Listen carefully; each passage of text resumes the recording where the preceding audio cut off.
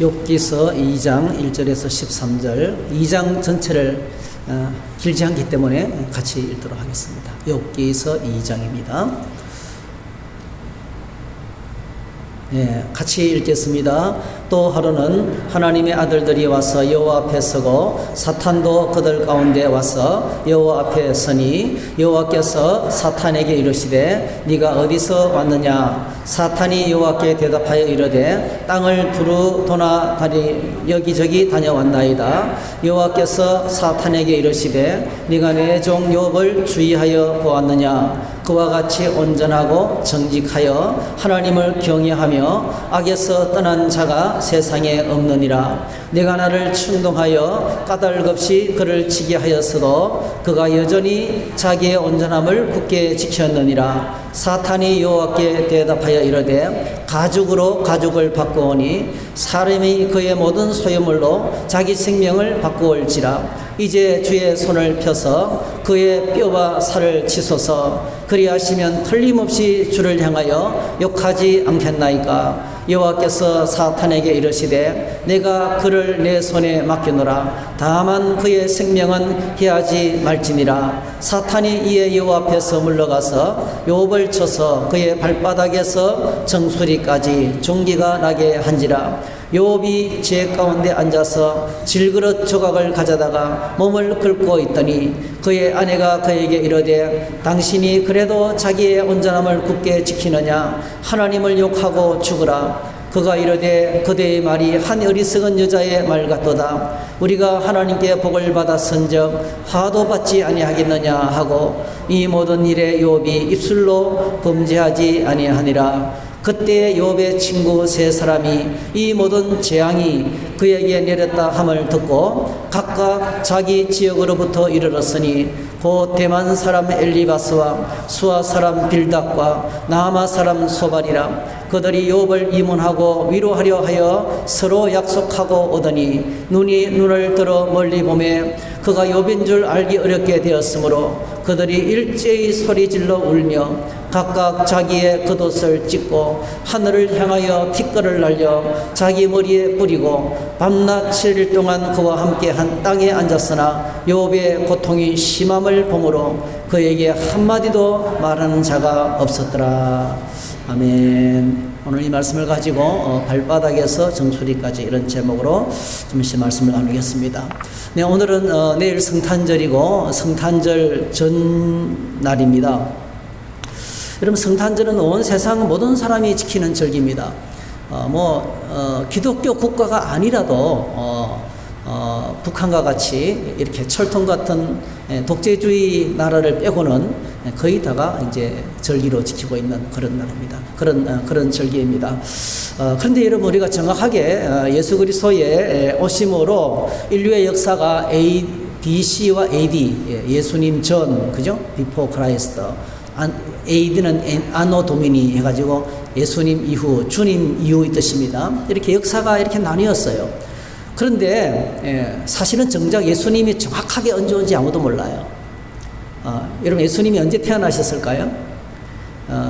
이 BC와 AD로 나눴기 때문에 이 한가운데 예수님이 오심으로 예수님 이전 이후가 갈라졌죠. 그래서 우리가 지금 쓰고 있는 달력이 2024년은 2024년 전에 주님이 오셨다는 거예요.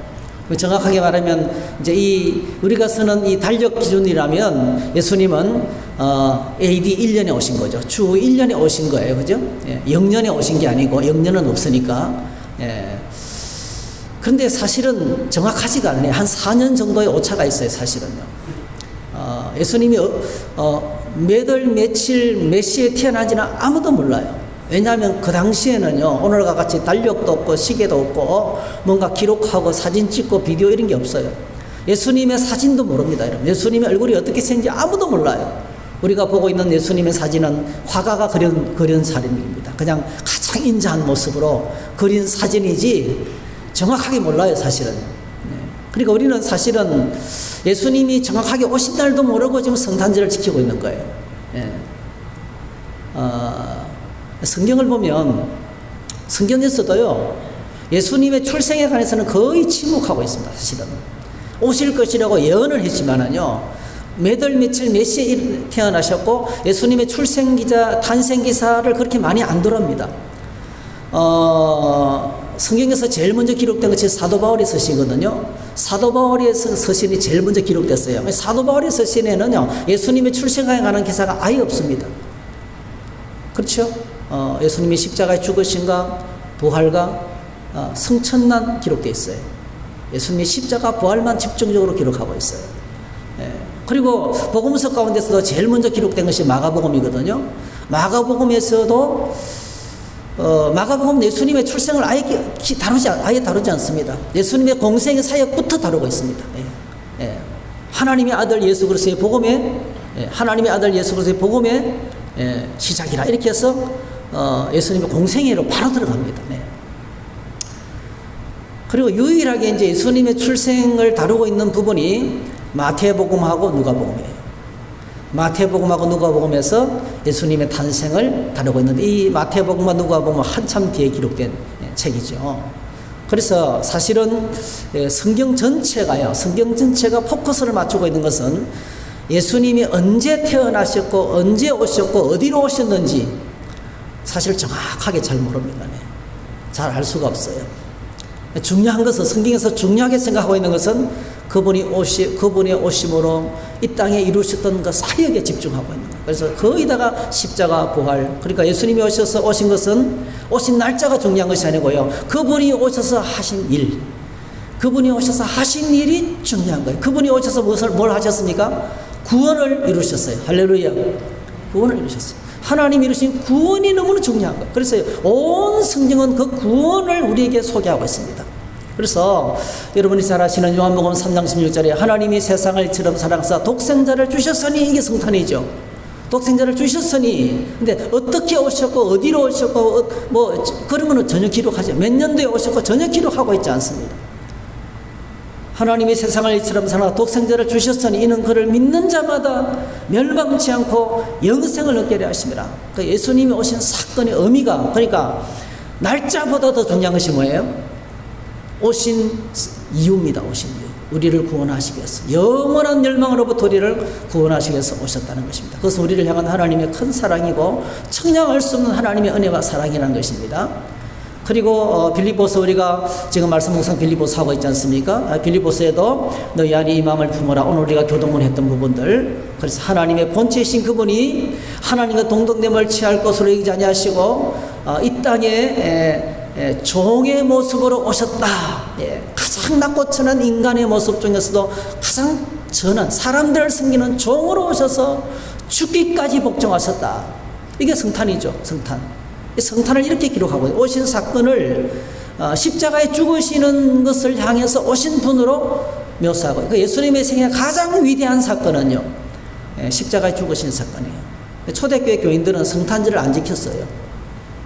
이 성탄절을 지키기 시작한 BC AD 한 4세기 정도, 기독교가 로마에 공인되고 난 다음부터 이제 북아프리카 지역에서부터 제일 먼저 생겼어요.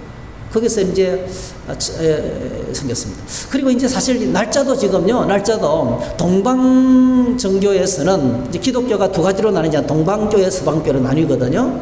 동방교에서는 1월 6일, 1월 7일을 예수님의 성탄절로 지켜요. 그런데 서방교회를 따르는 로만 카톨릭과 개신교회는 서방교회를 따르기 때문에 이 서방교회에서는 12월 25일을 성탄절로 지켜요. 이 12월 25일은 북아프리카 지역에서 있던 그리스도인들이 아주 철저한 그리스도인들이, 그러니까 아주 도나투스파라 이래가지고요, 로마 황제 우상 숭배에 동참한 사람들은 안 받아들였어요. 아주 철저한, 정말 철저한. 그리고 그 당시에는 이 도나투스파가요, 이단으로 취급받았습니다. 이단으로 취급받은 그들이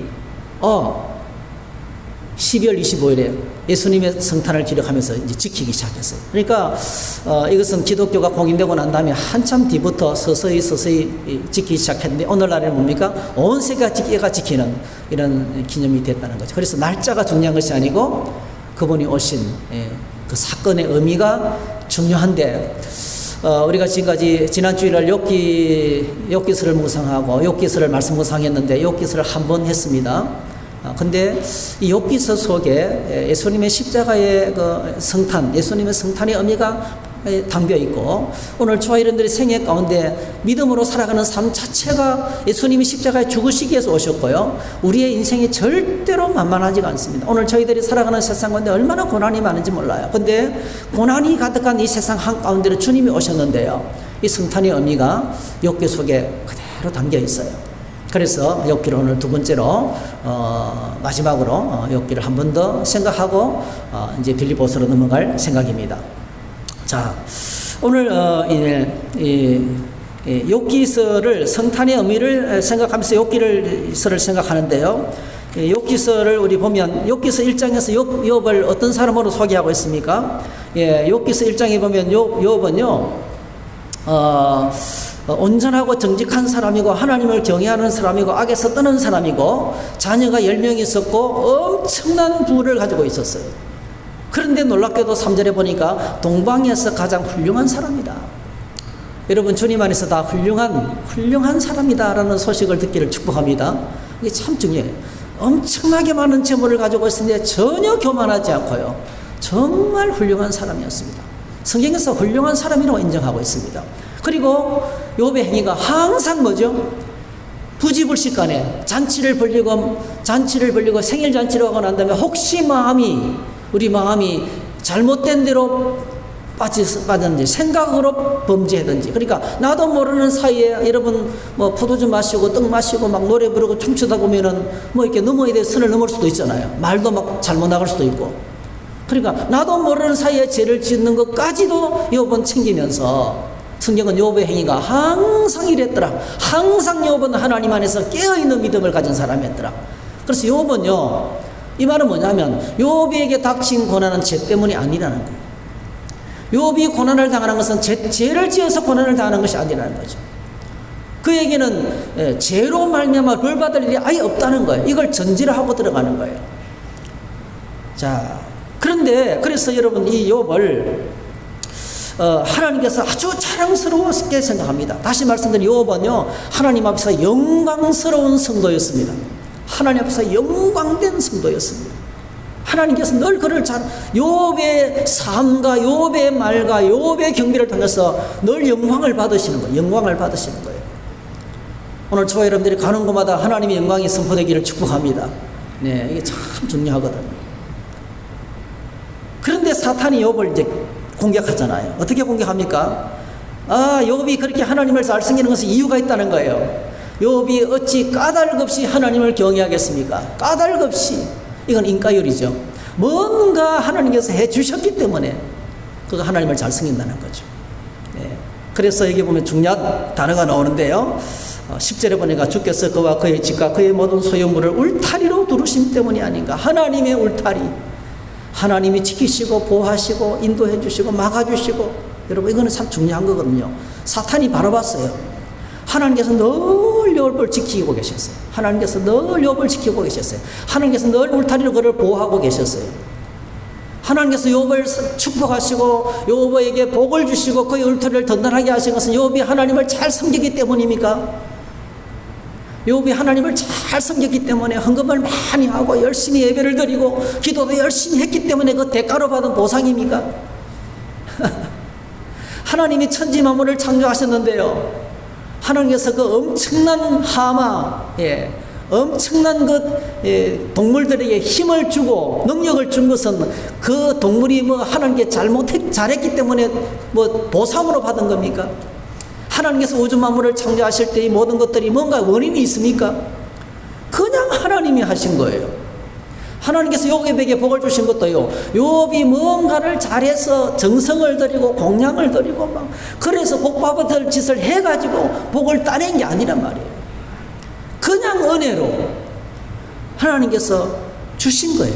그래서 하나님과 욥의 관계는요, 이렇게 보면 욥은 늘 하나님을 경외하며 하나님께 영광을 돌리고요, 하나님은 욥에게 늘 그의 울타리를 든든하게 해서 복을 주셨어요.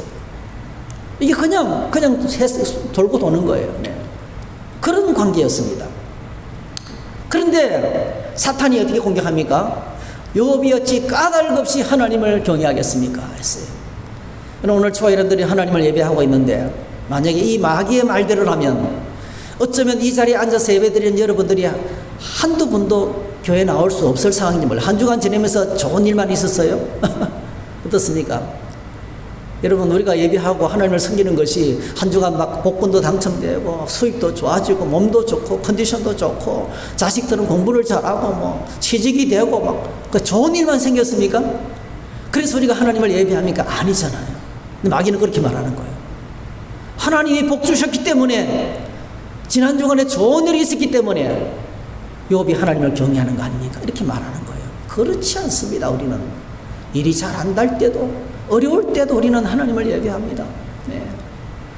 내 삶이 고통스럽고 이해할 수 없는 일을 만나도 우리는 하나님을 섬깁니다. 그게 하나님을 향한 예배자거든요. 네. 그래서 이게 주께서 울타리로 두르심 때문이라고 이야기합니다. 네. 이 사탄의 참소는요, 우리가 하나님, 욥이라는 존재 자체가 사탄에게는 상당히 뭐죠? 부담이 되는 거예요. 왜? 사탄은 사사건건 하나님을 경배하지 않고 하나님을 예배하지 않고 어떻게 해요? 하나님을 대적하잖아요. 하나님 대적하는데 욥이라는 사람이 저렇게 하나님을 잘 섬기고 있는데 이게 무슨 일이든지 반대하는 거예요.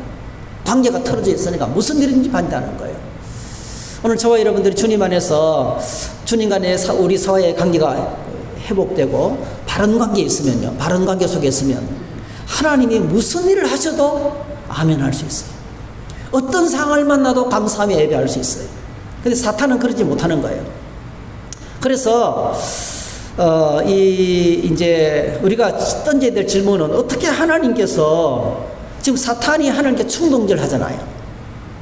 욥이 저렇게 하나님을 잘 섬기는 것은 하나님이 복을 주셔서 그렇지 않습니까? 라고 충동질 하는 거예요. 그러니까 욥이 가지고 있는 모든 소유물을 치면 반드시 그는 주를 향하여 욕하게 될 것이다. 욕하게 될 것이다. 이렇게 말했을 때 하나님께서 이 사탄의 충동질을 받아들여서 욥에게, 이 사탄에게 욥을 이제 맡깁니다. 욥을 시험하는 것을 허락하십니다. 여러분, 이게 참 오늘 중요한 주제예요. 욥이 시험 당하는 것을, 사탄에게 시련 당하는 것을 허락하십니다. 오늘 저와 여러분들 이걸 보면은 하나님이 욥을 사랑하시는 것이 아닐까요? 하나님께서 욥을 사랑하시는 것이 정말 맞을까요? 하나님이 정말 욥을 사랑하신다면 원천적으로 마귀가 시험하지 못하도록 막아야 되는 것이 아닐까요? 우리는 이렇게 생각하기 쉬워요. 근데 왜 하나님이 욥이 고난을 당하고 시험을 당하는 것을 허락하실까요? 하나님의 아들 예수 그리스도께서 이 땅에 오셔서 공생의 기간 동안에 무수한 시험을 당하시고 십자가에 죽으시는 것을 하나님께서 허락하신 거예요. 네? 하나님께서 하나님의 아들 예수 그리스도를 안 사랑하셔서 십자가로 그의 아들을 내몰았습니까? 그렇지 않죠. 네. 똑같습니다. 그래서 오늘 저희들이 우리가 너무 단편적으로 너무 간단하게 생각하면 안 돼요. 일이 잘 되면 할렐루야 감사합니다 하나님. 일이 어려우면 아이고 하나님 왜 이러십니까? 이런 차원이 아니란 말이에요. 네. 우리가 생각하는 차원이 전혀 아니라는 것을 다시 한 번 더 보게 됩니다. 자, 그래서 사탄이 욥을 시험하는 것을 허락하시면서 욥이 가진 모든 것이 어느 날 다 갑자기 사라집니다. 그의 모든 재산, 그의 모든 자녀들 한꺼번에 공격을 받아서 3번의 불행이 막 엎친 데 덮친 지역으로 막 타고 오잖아요. 그래서 다 떠나갑니다. 그런데 욥은 여전히 하나님을 떠나지 않습니다. 여전히 계속해서 신앙을 고백하고 하나님을 경배합니다. 주신 자도 여호와시요 취하신 자도 여호와시니 내가 하나님의 이름을 찬양합니다.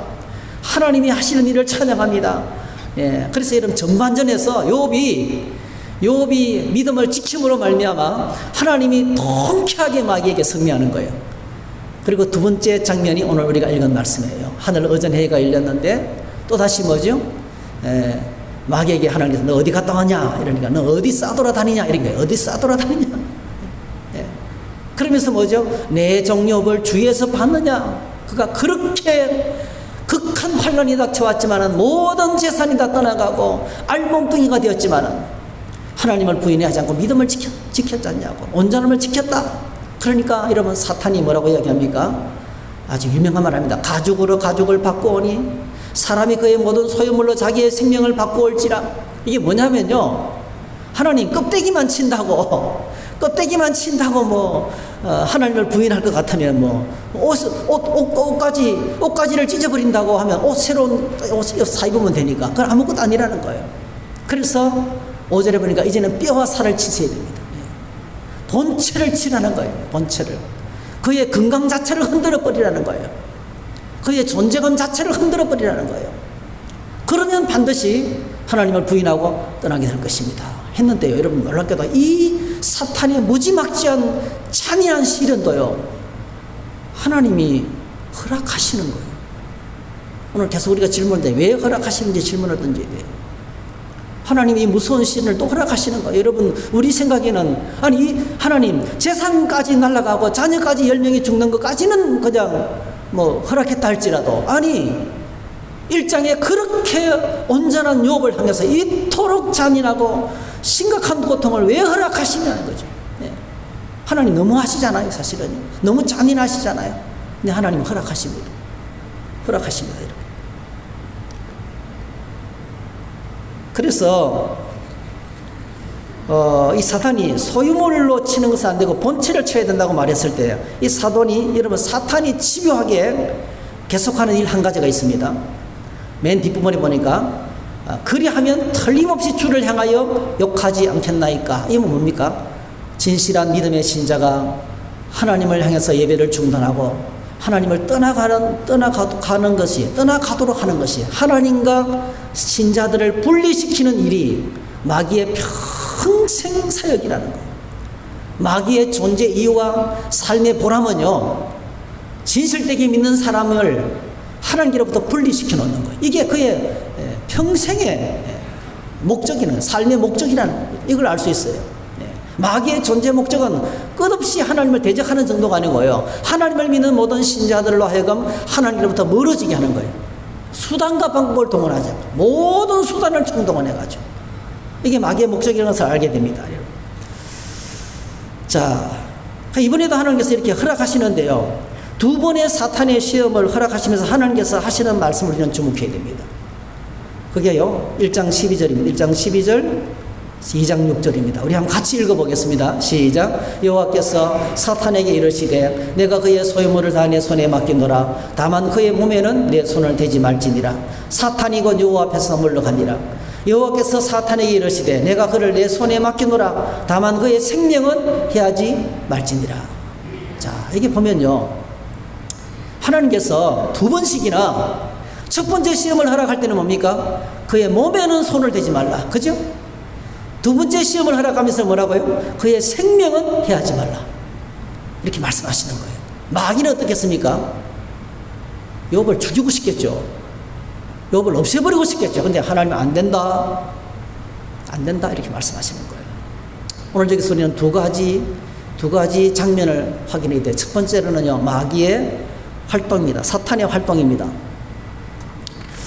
이 사탄이 하나님의 허락이 떨어지자 사탄은 무서운 속도로 욥에게 달려가서 재산 다 몰수하고요. 오늘 두 번째는 어떻게 했습니까? 그에게 이 악창이 온몸에 종기가 나게 했습니다.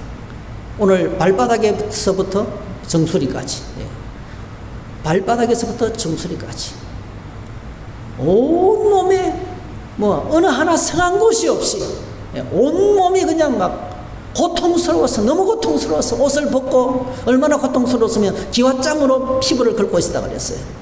상상할 수도 없습니다. 그 장면을 상상할 수도 없습니다. 끔찍한 고난을 지금 당하고 있습니다. 사탄이 시험하는 거죠. 사탄의 일을 욥을 지금 힘들게 하는 거죠. 자,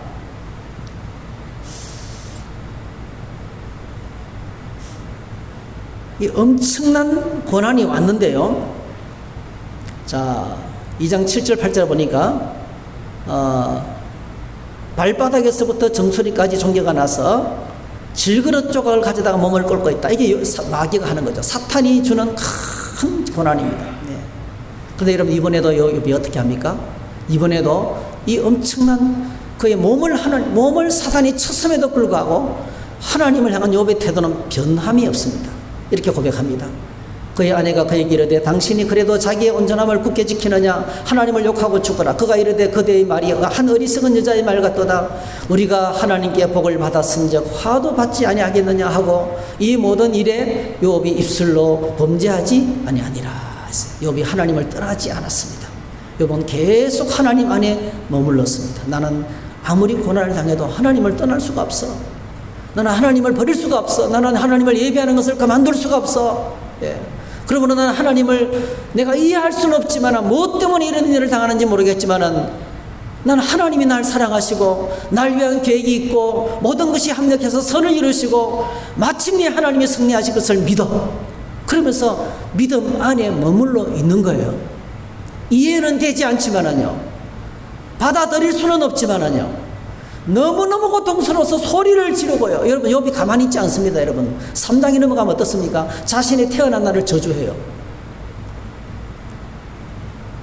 그러니까 그냥 뭐 예수 믿는 사람은 뭐 힘든 일을 만나도 힘든 표시를 내면 안 된다, 이게 아니에요. 사람이 세상을 떠났는데 울면 안 돼, 이게 아니에요. 여러분 너무너무 고통스러운 거예요. 고통이 막 터져 나오는 거예요. 네. 아프다 소리 지르고 외롭고 고독하고 힘든 상황을 막 이야기하는 거예요.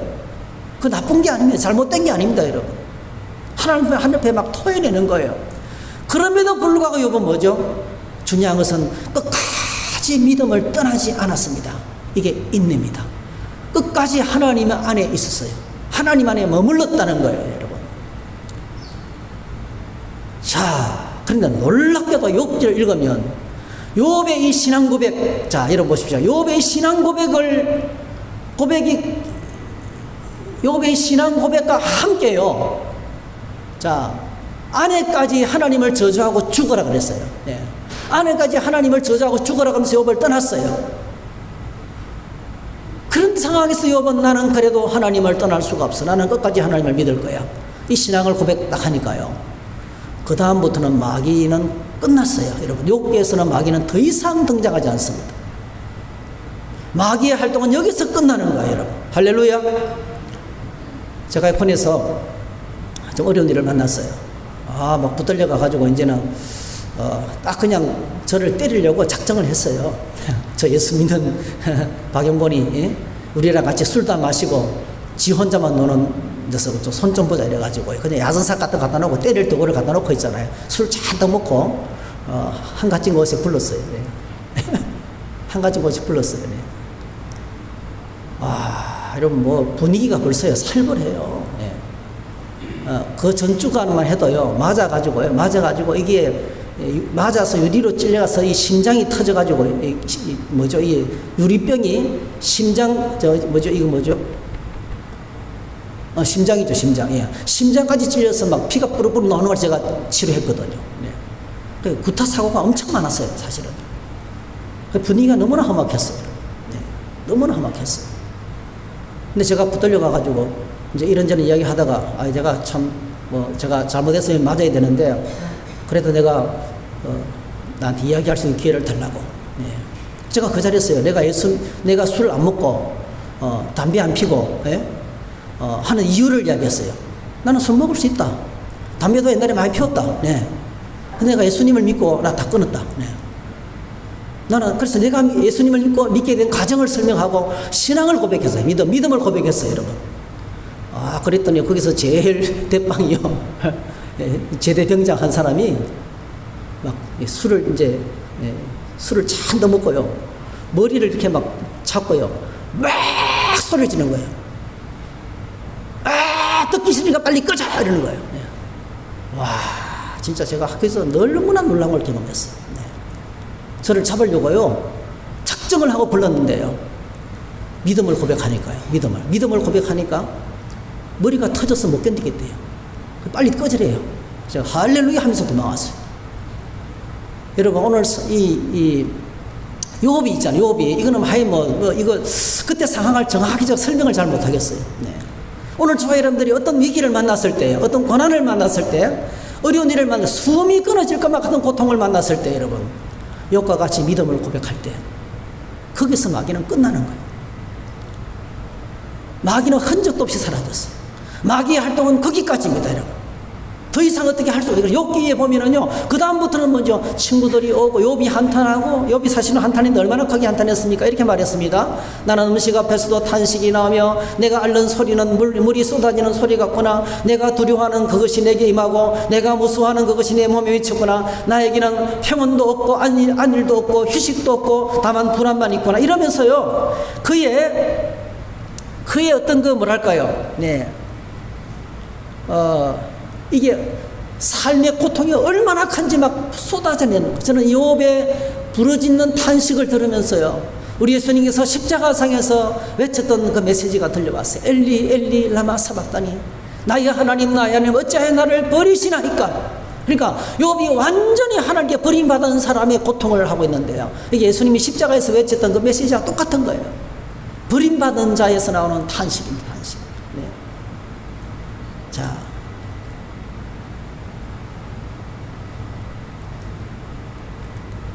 그래서 욥이 이제 이 탄식을 하고 드디어 가만히 있던 욥의 친구들이 와서 욥과 변론하기 시작하고, 그게 어디까지 갑니까? 37장까지 가잖아요. 37장까지. 그리고 나중에 엘리야가 나타나서 아주 초월적인 하나님을 소개하면서, 그리고 하나님께서 38장에 욥에게 직접 나타나셔서 말씀하십니다. 엘리야의 말과 좀 연결이 되어 있어요. 사실은 엘리야라는 사람은 욥의 세 친구들이 말을 하다가 이제는 욥이 항복을 안 하니까 지쳐나가 떨어졌어요. 아무도 말 안 해서 이제. 그러니까 이제 잠잠하던 엘리야가 나타나서 말하기 시작했는데, 엘리야의 말은 사실은 하나님의 초월증, 하나님은 너무 높고 위대하시고 존귀하신 분이시다. 근데 우리는 너무나 하찮는 땅에 없는 먼지 같은 존재이다. 그러니까 우리가 감히 하나님께 뭔가를 대드는 것 자체가 불경죄다. 물론 이제 욥을 공격하는 말이었지만은요, 엘리야가 말할 때부터 욥은 입을 딱 닫습니다. 그리고 38장부터 하나님께서 욥에게 나타나셔서 말씀하시는데요, 하나님께서 뭘 말씀하십니까? 천지 창조 세계를 욥에게 보이는 거예요. 다시 말씀드리면 욥이 지금요, 하나님과 함께 천지를 창조한 하나님으로부터 이렇게 생각하시면, 욥이요, 하나님께서 욥에게 찾아와가지고 하나님께서 욥에게 천지 창조를 프레젠테이션 하는 거예요. 쫙 회장님이 오셔가지고, 회사의 회장님이 오셔가지고 우리 회사는 이렇게 돌아가 이러면서 쫙 설명해주는 거예요. 여러분, 제가 만약에 그런 프레젠테이션을 받았다면 어떤 생각이 들겠어요? 하나님이 나를 특별한 존재로, 여러분, 하나님이 나를 특별한 존재로 특별하게 혜택을 베풀어 주시는 거예요. 아주 존귀, 너는 보통 존재가 아니라고 말씀해 주고 있는 것입니다.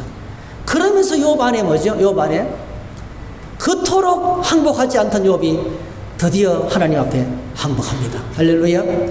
42장. 나는 너무나 무지야. 나는 내가 하는 말을 무슨 말인지도 모르고 나는 지금까지 해댔습니다. 드디어 회개합니다. 그리고 하나님께서 욥을 축복하시고, 세 친구들보다 욥이 더 어렵다고 선포하시고, 욥이 세 친구들을 위해서 기도하게 하시고, 그리고 마지막에 그를 축복하십니다. 모든 것이 순식간에 다 회복되는 것이 욥기의 내용입니다. 자, 여러분, 다시 한번 이야기해야 됩니다. 하나님께서 왜 이제 사탄의 활동에 이어서 사탄의 1차 활동, 사탄의 2차 시험 때에 하나님이 하신 말씀이 다만 그의 몸에는 손을 대지 말라, 다만 그의 생명은 해하지 말라, 이렇게 말씀하셨는데요, 이렇게 말씀하신 하나님은 욥을 위해서 어떤 일을 하셨을까요? 말만 하고 아무 일도 안 하신 것일까요? 여러분 한번 꼭 기억하세요. 하나님은 말씀하시면 그 말씀이 이루도록 끝까지 책임을 지시는 분입니다. 할렐루야. 겉으로 볼 때는 아무것도 안 하는 것처럼 보여요. 다 빼앗겼어요. 몸도 엉망이 되었어요. 아내도 떠났어요. 친구들이 와가지고 막 공격을 해대요. 이거 완전히 뭐죠?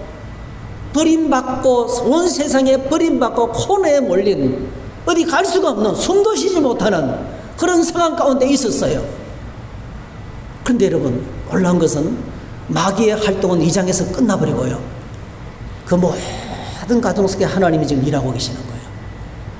우리가 알아차리지 못하지만 일하고 계시는 거예요. 하나님이 엄청나게 그의 몸을 붙들고 그의 생명을 붙들고 그가 다시금 좀 쉽게 말씀드리면 자발적으로 하나님을 계속 섬기도록, 계속 믿음을 고백하며 하나님 앞에 머물러 있도록 하나님이 보이지 않는 곳에서 계속 일하시는 겁니다. 하나님의 일하심이 거기 있는 것입니다. 예. 하나님께서 말씀하시고 사탄의 무서운 시험에 맞서서 믿음을 지키고 인내할 수 있도록, 그래서 야고보서에서는 요업의 인내. 이 말은 무슨 말씀이냐? 요업이 그 환난 가운데서 끝까지 물론 불평하고 원망하고 막 고통스러워하고 친구들에게 반박하고 막 이랬지만은요, 자신이 믿음 안에 거하고 있었다는 것입니다. 요업이 사실은 이렇게 고난을 당하는 것은 특별한 이유가 있었어요. 그 이유는 딱 한 가지입니다. 요업이 하나님 앞에 너무나 귀한 존재였기 때문에. 요업의 인생 자체가 하나님께 너무나 귀한 존재라는 거예요. 오늘 저와 여러분들 인생에 이런저런 시험이 있는 것은 꼭 기억하시기 바랍니다. 우리가 하나님 앞에 너무나 마귀가 공격할 만큼, 다시 말씀드려요, 마귀가 우리를 시험할 만큼 우리는 뭐죠? 하나님 앞에 존귀한 존재이기 때문에 그렇습니다. 별 쓸데없는 사람들, 별로 의미가 없는 사람은 건드리지도 않아요. 네. 그래서 성경에 보면 시련을 당하는 것 자체가 뭐죠? 고난을 당하는 것 자체가 우리가 하나님의 사랑받는 자녀의 증거라고 이야기하고 있습니다. 여러분, 이 똑같은 시험이 십자가에도 있었지만 에덴 동산에도 있었어요. 여러분, 에덴 동산, 성경에 나오는 모든 시험과 우리가 세상에서 만나는 수많은 환난과 고난은요, 다 그 의미가, 그 속에 같은 의미가 흐르고 있습니다. 여러분, 똑같은 시험이 에덴 동산에도 있었거든요. 하나님께서 오늘 우주 만물을 만드시고 인간을 만드셨습니다. 사람을 특별히 하나님의 형상으로 만드셨습니다. 인류는 피조물이지만, 해와 달과 별들과 풀과 나무와, 지난 주간에 교회 현관에 등을 다시 좀 이렇게 제가 손보면서 열어보니까 안에요, 날파리들이 가득 차 있어요. 그러니까 먼지 같은 날파리. 내가 경외심이 생기는 거예요. 이렇게 작은 것에 생명이 있고 움직이다가 빛을 보고 날아들어서 죽다니. 그게 생명이잖아요. 수백 마리의 생명이 거기 다 죽어 있어요. 사실은. 네. 그걸 보면서요, 이것도 생명인데. 근데 제가 느끼는 거는 우리를 그렇게 만들지 않았잖아요. 오늘 사람은 그런 존재를 엄청나게 많은 피조물 가운데서 다르게 지으셨거든요. 어떻게 지으셨어요? 하나님의 형상대로 지으셨습니다. 오늘 저와 여러분, 우리 안에는 하나님과 교통할 수 있는, 하나님과 교통할 영성적인 존재로 지은 거예요. 우리로 하여금 하나님을 닮게 만드셔서 하나님의 사랑을 독차지하는 존재로 지었거든요. 이거는요, 천사도 허무하는 존재예요. 할렐루야. 오늘 저와 여러분의 존재가, 천사는 몸이 없잖아요.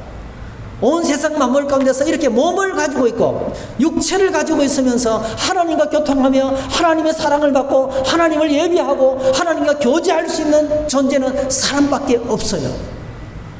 그래서 오늘 저와, 특별히 예수 그리스도에 있는 저와 여러분들이 하나님을 예비하며 섬기잖아요. 이런 존재는 아무도 없어요. 그러므로 우리는 뭡니까? 사탄의 공격 대상, 이런 거예요. 우리가 그 에덴 동산에 마귀가 똑같이 찾아왔습니다.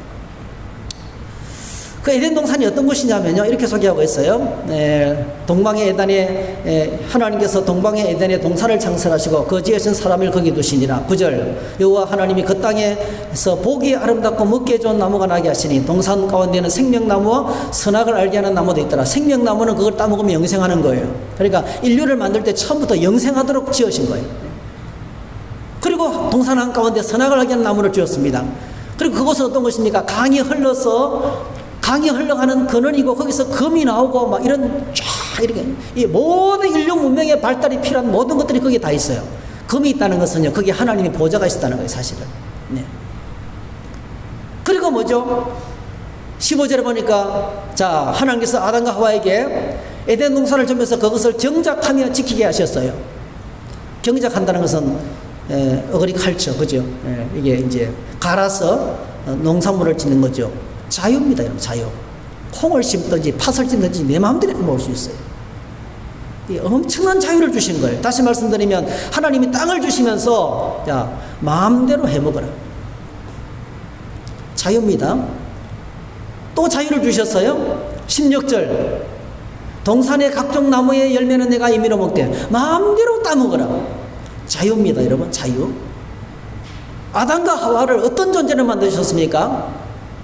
스스로 생각하고 행동하고 결정할 수 있도록 자유를 주신 거예요.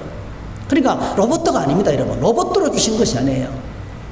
오늘 이 말씀을 들으면서 여러분 계속 질문을 해요. 하나님께서 왜 욥에게 시험을 허락하셨을까? 이걸 질문을 머리 두고 들으셔야 돼요. 왜 하나님께서 욥에게 시험을 허락하셨을까? 네, 여러분. 자, 환난이 옵니다. 고난이 닥쳐옵니다. 시험이 닥쳐옵니다. 우리는 선택권이 있어요. 하나님을 배신하고 떠날 수도 있어요. 근데 고난이 옴에도 불구하고 환난이 옴에도 불구하고 나는 그래도 끝까지 하나님을 믿을 거야. 선택할 수 있어요. 그렇게 선택할 수 있는 것은 자유입니다. 근데 하나님 뭘 원하시겠어요? 어떤 환난 속에서도 내 스스로 자발적으로 하나님의 말씀에 순종하면서 하나님 안에 머무는 성도들을 원하셔요.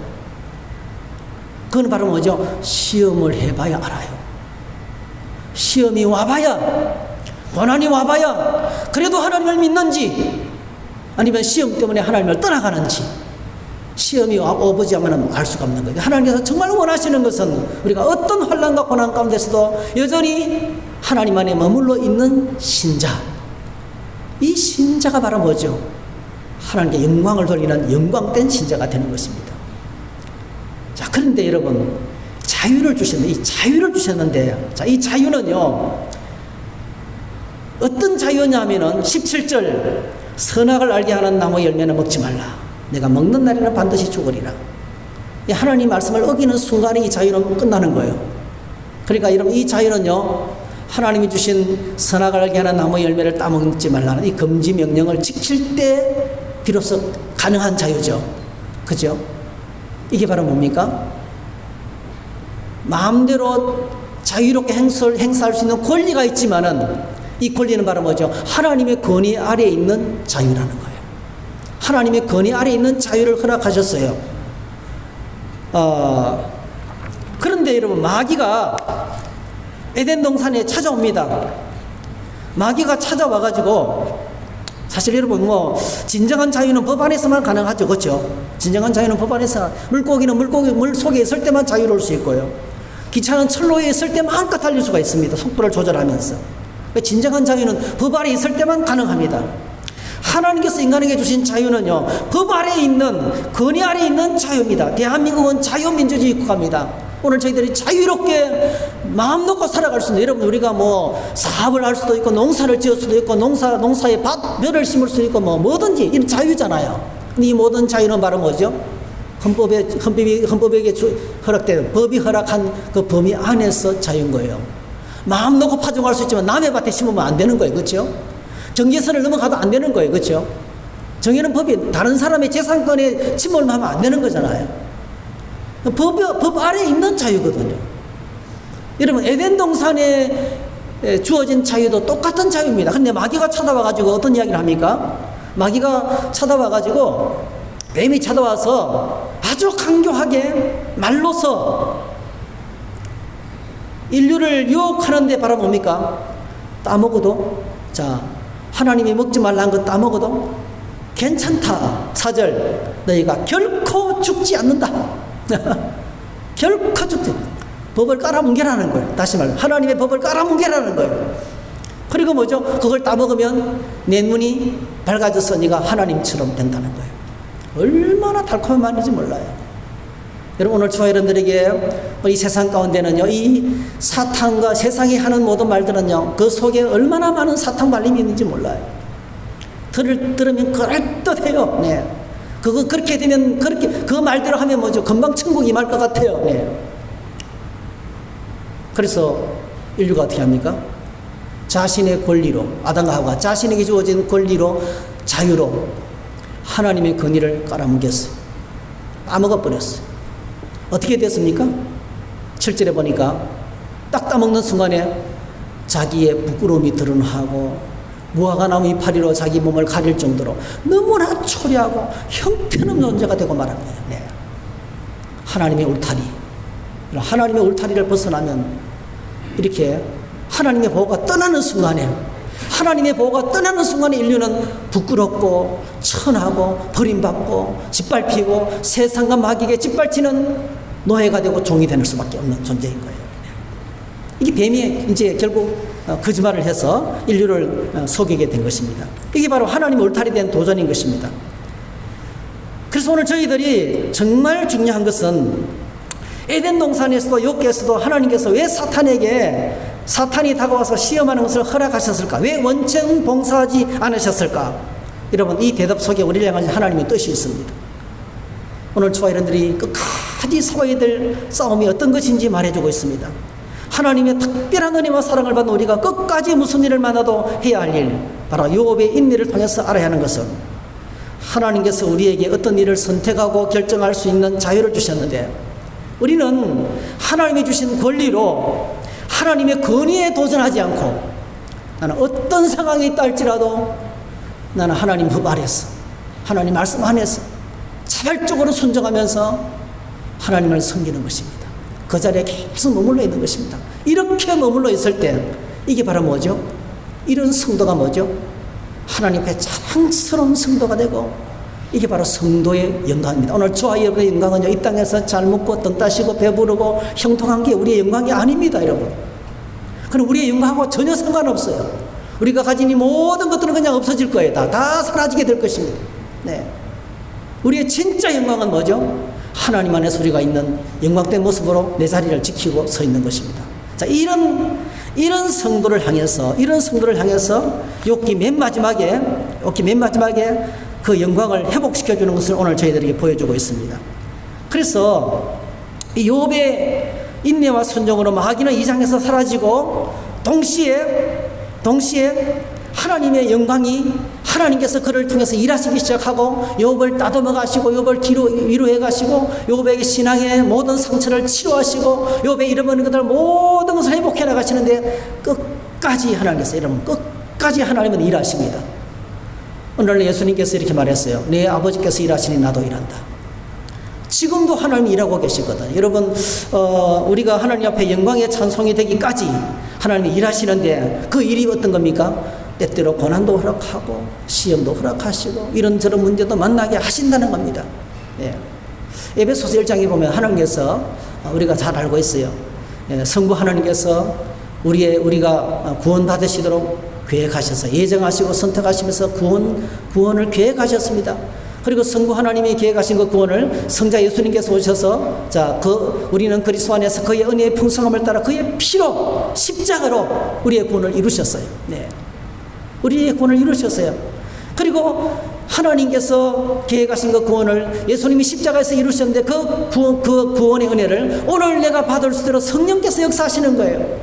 말씀을 듣고 믿을 때에 성령께서 우리에게 일을 지신다는 거예요. 예. 이 모든 것의 목적은 바로 뭐죠? 우리가 하나님 앞에 영광의 찬송이 되게 하는 것이죠. 영광의 찬송이 되게 하는 것이다. 다시 말씀드리면 하나님은 끝없이 계속 일하고 계시는데, 우리를 구원하셨고 우리의 구원을 구원하고 있고 앞으로 우리의 구원을 이루실 거예요. 우리의 구원을 완성하실 거예요. 이 모든 것의 목적이 바로 뭡니까? 우리가 하나님 앞에 영광의 찬송을 올려드리는, 우리의 존재 자체가 하나님 앞에 영광의 찬송이 되게 하려는 것이라 이렇게 말씀하고 있습니다. 그래서 로마서 8장에 보니까 우리가 잘 아는 말씀이 있습니다. 만일 하나님이 우리를 위하시면, 한번 따라합시다. 만일 하나님께서 우리를 위하시면, 마귀가 무섭도록 욥을 시험하고 흔들어 놨지만은 몸에는 손대지 말라, 생명은 손대지 말라 말씀하시면서 하나님께서 계속 욥을 붙잡고 계셨어요. 이게 바로 뭐죠?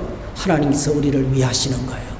만일 하나님이 우리를 위하시면 누가 우리를 대적하리요? 할렐루야. 자기 아들을 아끼지 아니하시고 우리 모든 사람을 위하여 내주시니가 어찌 그 아들과 함께 모든 것을 우리에게 주시지 않겠느냐? 누가 능히 하나님께서 택하신 자들을 고발하리요? 어렵다 하시는 하나님이시니 누가 정죄하리요? 그분은 하나님 우편에서 날 위해서 지금 기도하고 계시다는 거예요. 지금도 계속해서 날 위해서 기도하고 계신다는 거예요. 누가 우리를 그리스도의 사랑에서 끊으니요? 환난이나 공고나 박해나 기근이나 적신이나 위험이나 칼이라. 여러분, 환난과 곤고와 박해와 기근과 적신과 위험이나 칼을 안 당한다는 뜻이 아닙니다. 이런 무서운 고난을 통과할지라도 하나님이 우리를 붙잡고 계시기 때문에 할렐루야. 하나님께서 우리를 견고하게 붙들고 계시기 때문에, 하나님께서 계속 일하고 계시기 때문에 오늘 저와 여러분들은 말씀을 붙들고 선택할 수 있어요. 나는 끝까지 그래도 하나님 편에 남아있을 거야. 나는 죽을 때까지 하나님을 믿을 거야. 여러분, 빌립보서에 우리가 말씀 묵상하고 있는데요, 2장 12절에 이런 말씀이 있습니다. 그러므로 나의 사랑하는 자들아, 너희가 나 있을 때뿐 아니라 더욱 지금 나 없을 때에도 항상 복종하여, 한번 따라 하실까요? 두렵고 떨림으로 너희 구원을 이루라. 예. 두렵고 떨림으로 너희 구원을 이루라. 이게 뭘까요, 여러분? 우리는 구원받았어요. 앞으로 지금 구원받고 있어요. 지금 하나님 울타리 속에 있습니다, 여러분. 근데 앞으로 구원받을 거예요. 그러니까 우리는 구원이 완성된 존재가 아니고요, 저 영원한 천국의 구원의 완성을 위해서 나아가는 과정에 있습니다. 이 과정 속에 환난이 있고 고난이 있고 어려움이 있다 할지라도, 여러분, 오늘 저와 여러분들이 두렵고 떨림으로 구원을 이루라는 말이 무슨 말씀이에요? 그 시련과 환난 가운데서 넘어지지 말고, 포기하지 말고, 하나님을 떠나지 말고 욕과 같이 끝까지 인내하면서 머물라는 거예요. 이렇게 머물 때 이것이 바로 우리의 영광이 된다는 거예요. 그래서 여기서 맨 마지막에 보면 이렇게 되어 있습니다. 맨 마지막에 보니까 여호와께서 욥의 말년에 욥의 참 복보다 더 복을 주시니, 이게 이제 재산, 자녀들, 그 다음에 16절에 보니까 욥이 140년을 살다가 세상을 떠났더라, 이렇게 하고 있어요. 그 욥기를 이렇게 보면 안 됩니다. 욥이 환난을 만났는데 잘 참았어, 하나님이 큰 복을 주셔서, 이렇게 보면 안 되는 거예요. 그게 맨 마지막에 나오는 건 아무것도 아니에요, 여러분. 이것보다 더 중요한 것이 뭡니까? 그 가운데서 욥이 인내하면서 믿음을 지킨 거예요. 하나님 편에, 하나님께서 내게 주신 자유의지로 바른 선택을 했다는 거예요. 오늘 저와 여러분들이 성탄절을 앞에 놓고 있는데, 이것이 이렇게 주님의 십자가를 붙들고 하나님 안에 머물고요, 하는 것이, 이것이 성경 전체에서 우리를 향하신 하나님의 큰 뜻이고 계획이에요. 이렇게 믿음으로 거할 때 하나님께서 회복케 하시고 그 영광을 우리에게 주실 줄로 믿습니다. 오늘 저와 여러분들이 성탄의 영광, 이 성탄의 엄청난 영광이 바로 우리의 영광이 되기 위해서는 이렇게 욥과 같이 십자가의 고난과 환난을 통과하면서 그 안에 머무는 믿음으로 살아가는 삶이 있어야 됩니다. 이렇게 살 때 하나님의 은혜를 누리게 될 줄로 믿습니다. 그와 같이 하나님의 영광을 누리는 영광된 성도가 다 되시기를 주의 이름으로 축복합니다. 할렐루야.